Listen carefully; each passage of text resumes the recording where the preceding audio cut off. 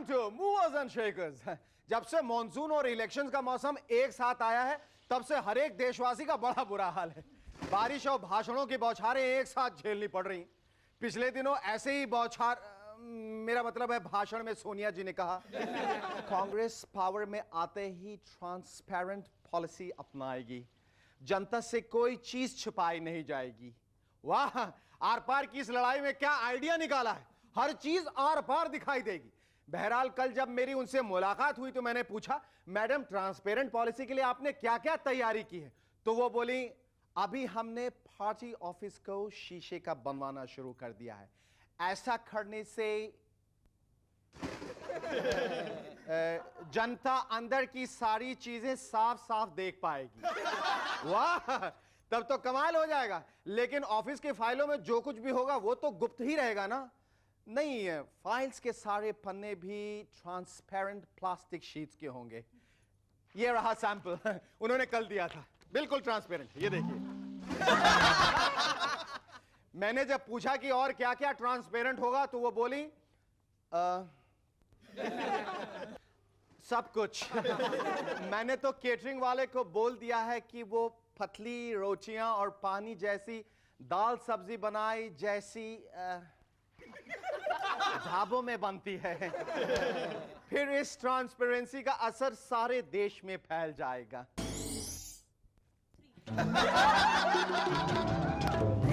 Oh my God, असर तो शुरू भी हो गया। इससे पहले कि बाकी चीजें भी ट्रांसपेरेंट हो जाएं, मैं बता दूं आज के हमारे गेस्ट हैं showman Subhash Ghai and Limca book record holder tabla player Ojas Adhia. But before that, give a large round of transparent applause to Sharuki and the rubber band.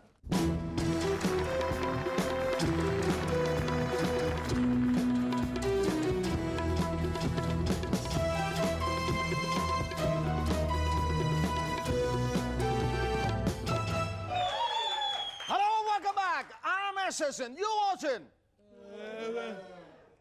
ये सारे जमाई राजा एक ही जगह इकट्ठे हो गए। आज से साल भर पहले तक मैं कितना आजाद था। बीवी की मौजूदगी में जब किसी गर्लफ्रेंड का फोन आता तो मैं कहता, हेलो राजेश, यार आज तो मैं जरा बिजी हूं, कल मिलूंगा। और हाँ सुनो, टिंकू को मेरी तरफ से खिची दे देना, समझे ना? Okay bye. और अब जब से बीवी मायके से कॉलर आईडी फोन ले आई है, सब चौपट हो गया है। जब भी कॉल आता है तो वो फोन में नंबर देखते ही बता देती है कि किसका कॉल है, जूलिया का, शिवानी का या फिर पूजा का।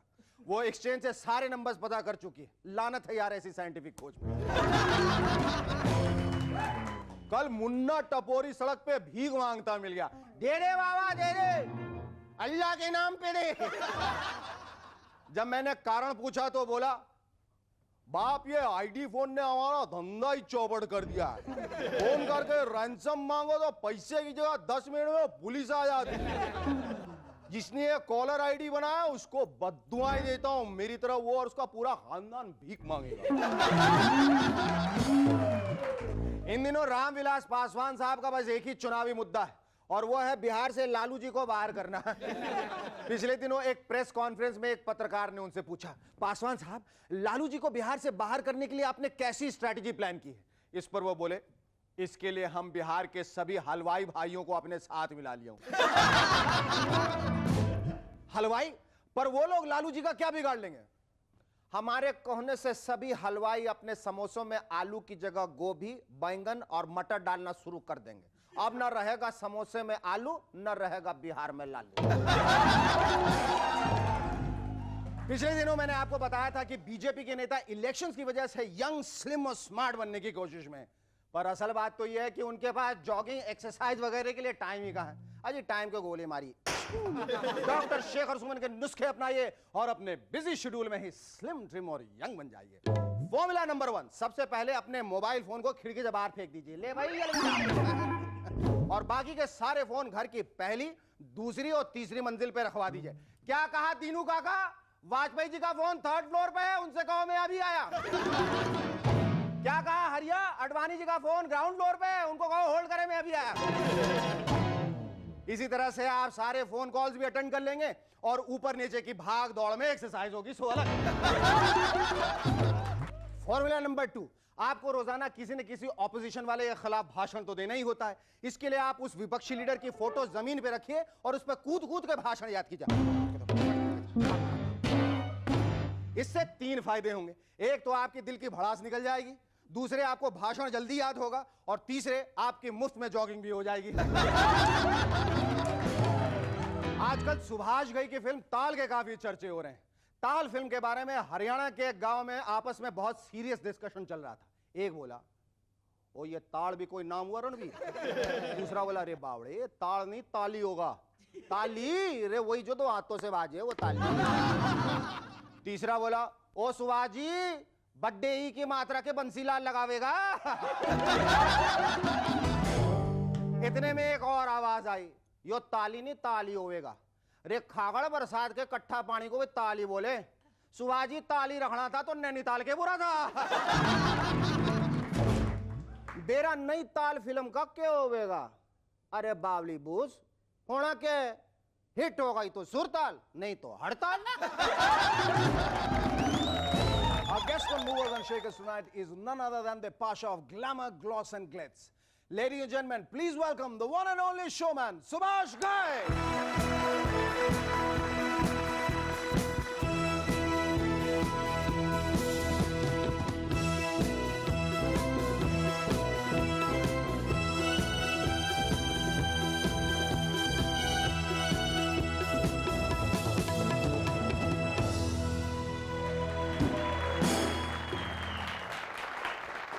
Let me tell you, Subhash, you look terrific in a suit. आप पहनते क्यों नहीं? Really? Yes. कभी-कभी ऐसे ओकेजन जब आपके साथ हैं तो मुझे पता लगा कि आपका प्रोग्राम है तो शेखर जी सूट पहनते हैं तो चलो मैं भी सूट पहन के जाऊँ। But it really suits you. Believe me, it does. अच्छा ये बताइए कि आप सिर्फ इस वजह से तो नहीं आए हैं मूवर्स एंड शेकर्स में क्योंकि इसके शुरुआत प्रोग्राम का जो नाम है वो M से शुरू होता है and you have an M fixation. Because this moves you on, that's what I came. Well, I hope it shakes you as well. Yeah. अच्छा Subhash ji, now you are on to your 14th film, right? Well, I'm going to do a little rapid fire with you. Okay. Just name it in 13 seconds, all the 13 films you have made. Kalicharan, Vishwanath, कर्ज, गौतम गोविंदा, क्रोधी, विधाता, hero, Ram Lakhan, सौदागर, मेरी जंग, खलनायक, परदेश, and ताल. Oh, give a big hand in the numbers. Great. अच्छा. And one I missed, Trimurti. Trimurti was not directed by you. It was worth missing. It was worth missing. Let's talk about ताल ना। उसके पहले ताल के बारे में बात करें उससे पहले मैंने ऐसा सुना है कि ताल का जो म्यूजिक है, the most talked about music, और I believe कि ताल के म्यूजिक के रिलीज के बाद बाकी जो म्यूजिक कंपनीज वो हड़ताल पे चली गई। All right, this is the new CD of Taal and it's breaking all records. Go for it. It's great music and the first time Subhash Ghai is working with A.R. Rahman. You see, one thing I would like to comment on it, कि music is a huge hit, but not कि दूसरी कंपनियां हड़ताल में चली गई. Just kidding. Because one thing is, yeah, Yes. क्योंकि you see, it is very important for us not to compete with others, rather to compete with our own work. क्योंकि people expect कि अगर सुभाष जी ने ये फिल्म बनाई है तो अगली उससे बेटर होनी चाहिए. तो we have to develop our own music in comparison with our previous music. Right. So ताल म्यूजिक में भी यही हुआ कि हम लोगों ने, मैंने और रहमान साहब ने और आनंद बख्शी ने बहुत मेहनत की ये सोच के कि ये म्यूजिक में एक बहुत ज़रूरी बात जो चैलेंज था हमारे लिए ये था कि ये पॉपुलर भी होना चाहिए और रिच भी होना चाहिए. Now this Taal is about, it's a triangular love story with Manas and Manvi and Vikrant. Yes.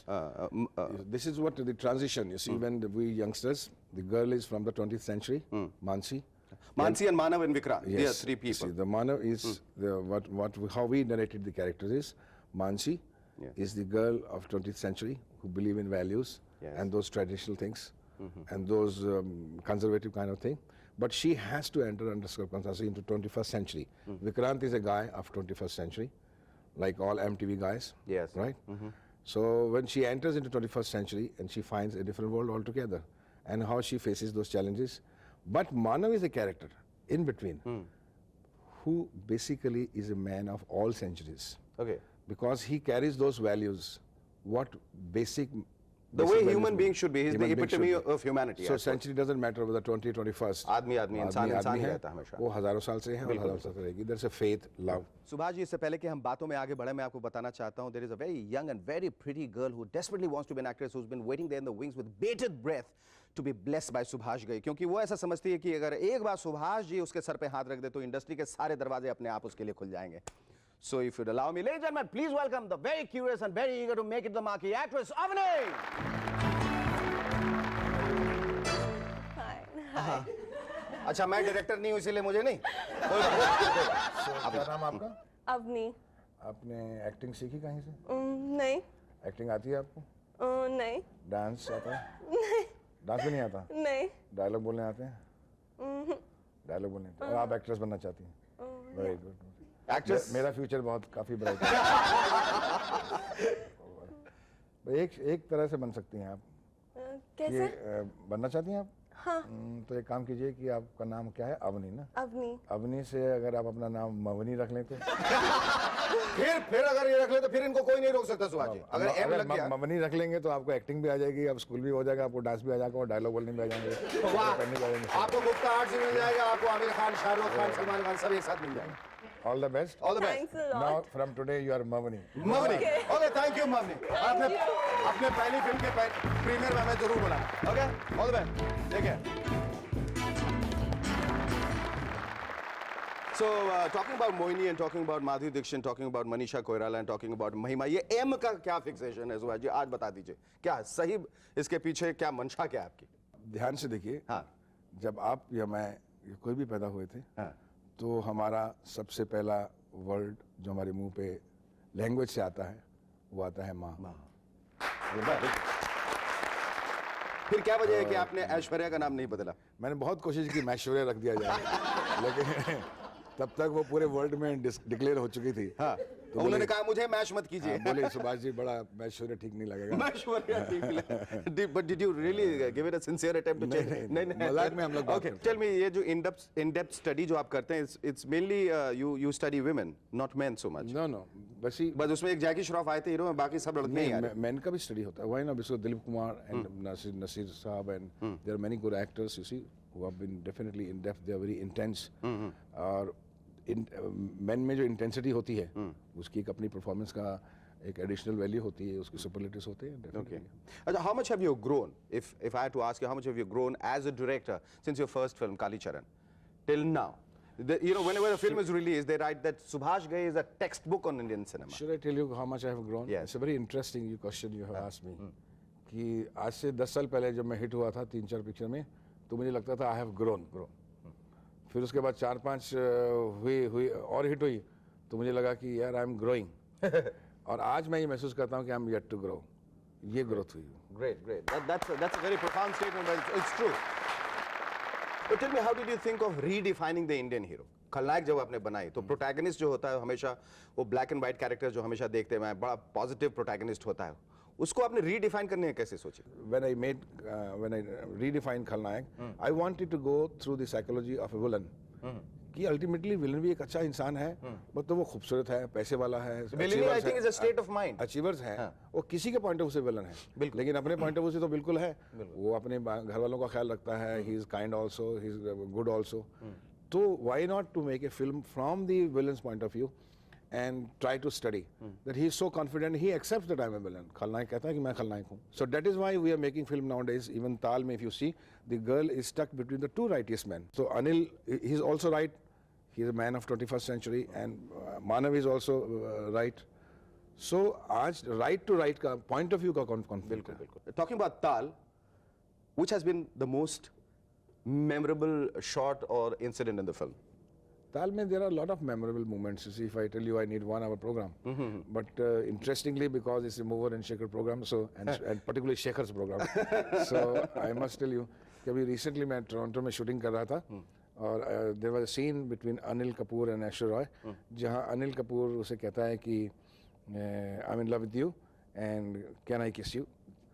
तो वो उसके पास जाता है और उसको ये डायलॉग में ये बोलना था, बड़ा इमोशनल होके, I'm in love with you, can I kiss you? कि मानसी कैन आई किस यू? तो वो घबरा जाती है कि ये क्या कह दिया उसने। फिर और नज़दीक जाता है, कैन आई किस यू? बहुत इमोशनली और इंटेंस तरीके से कहना था। अब ये जो हमारे अनिल कपूर साहब हैं बहुत शर्मीले और बड़े घबराए हुए इस डायलॉग से, और टाइम हमारे पास था नहीं। अच्छा। क्योंकि पीछे सनसेट जा रहा था, ये रहा था, फटाफट कैमरा लगाया और मैं बोला अनिल चलो फटाफट करो डायलॉग बोलो, और इमीडिएटली शुरू किया। तो उसने जब ऐश की आंखों में देखा और बोला कि Mansi I love you. Mansi I love you, can you किस मी? अच्छा एक बात और बताइए, Aishwarya was going through an all time low phase, सब लोग उनको कहते हैं भाई प्लास्टिक हीरो है ना, मिस वर्ल्ड है, क्या एक्टिंग करेगी, उसमें Subhash Ghai, why did he sign her, what did he see her? देखिए, as a director, when we select actor and actresses, it's very important that we see in depth. You see, but what I could see her in few glimpses, जो उसकी film देखी मैंने या उनसे बात की, कि there is a lot of depth in her, and there is an artist in her, जो अभी तक वो बहुत मेकअप में और उसमें जो है छुपा हुआ है. So we try to bring her an actress out of her.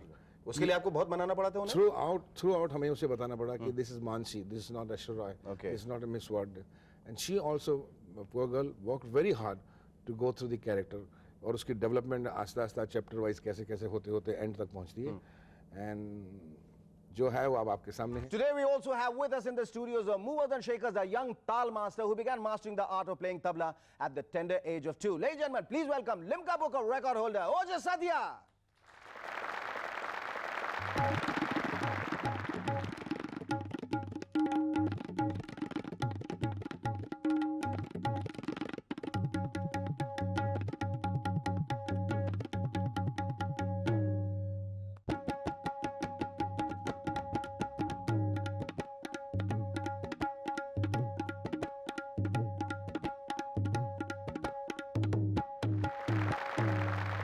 Great, बहुत बढ़िया.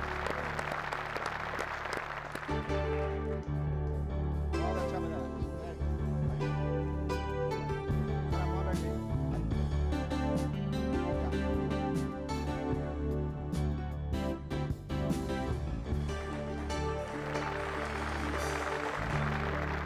तुम तबला सीख के पैदा हुए थे क्या? नहीं. दुनिया में आने के बाद सीखा? हाँ. किसी ने कहा या खुद ही पकड़ लिया था तबला? नहीं, मेरे को बहुत शौक था. तो कैसे बताया पापा मम्मी को कि मैं तबला बजाना चाहता हूँ? जब भी हम गांव में रहते थे, तभी हम लोग सत्संग के लिए जाते थे. अच्छा. हमारे गुरु के यहाँ. तो उधर गया, तभी मैं मेरे मम्मी के गोद में बैठा था. ओह. तभी मैं 6 महीने का था. फिर सत्संग खत्म हुआ, फिर मैं अपने घुटने पर चलते चलते थपाने लगा तबले को. ओह, तुम तो कृष्ण के अवतार नजर आ रहे हो मुझे. फिर और बढ़ते गया. फिर उसके बाद मेरा 4 साल का था, तभी मैंने फर्स्ट परफॉर्मेंस दिया हमारे गांव में, ओह. आकोट में. ओह. उसके बाद मेरा लिम्का बुक ऑफ रिकॉर्ड्स में नाम आया. फिर सब छोड़ के इधर आ गए. अच्छा. फिर लिटिल वंडर शो स्टार्ट हुआ. उसमें मैं पहले से ही तबला बजा रहा हूँ. अच्छा. अब तक. तो क्या ऑडियंस की क्या क्या प्रतिक्रिया क्या होती है, रिएक्शन क्या होता है जब तुम बजाते हो? तो क्या आके तुम्हें कॉम्प्लीमेंट देते हैं? तो कभी कभी लास्ट में आते हैं. अच्छा. तो बोलते हैं, अरे इतना छोटा लड़का बहुत ही अच्छी तरह बजाता है. और बड़े बड़े कलाकार नहीं बजा पाते तबला, और इतना छोटा सा बजा लेता है. हाँ, ऐसा भी बोलते हैं. ऐसा बोलते हैं ना? हाँ. अक्सर मैंने देखा जो अच्छे अच्छे कलाकार के नाम पे जो आते हैं तबलची और तबला बजाने वाले, वो फोड़ डालते हैं उसको, तोड़ डालते हैं, बजा नहीं सकते, क्योंकि उन्होंने 2 साल की उम्र से शुरुआत नहीं की और तुमने की, इसलिए तुम चाइल्ड प्रोडिजी बन गए और वो वैसे के वैसे ही रह गए. Thank you, it was lovely talking to you. Thank you very much.